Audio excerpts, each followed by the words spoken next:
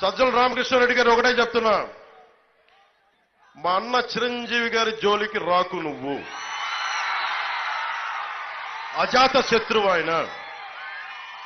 ఆయన కాంగ్రెస్ లో ఉంటారో ఇంకో పార్టీకి ఇస్తారో వైసీపీకి మద్దతు ఇస్తారో, మీకు వైసీపీకి మద్దతు ఇచ్చిన రోజున నేను ఒక్క మాట మాట్లాడాల, గుర్తుపెట్టుకోండి. సొంత తమ్ముని నేను ఒక్క మాట మాట్లాడాల. 3 రాజధానులు పాపం మంచిదే అని ఆయన మీరు ఒప్పిస్తే ఆయన పాపం దానికి అనుకూలంగా మాట్లాడారు. ఆ రోజు నేను ఒక్క మాట మాట్లాడాల. రక్తం పంచుకు పుట్టిన తమ్ముడు నేను.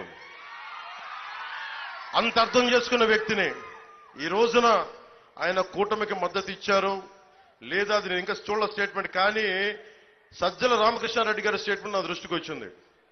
సజ్జల రామకృష్ణారెడ్డి గారు, మా అందరి ట్యాక్స్ రూపంలో నువ్వు డబ్బులు తింటూ, ఈ మధ్యన కేంద్ర ఎన్నికల సంఘం కూడా చెప్పింది మీరు పార్టీలకి మాట్లాడకూడదని.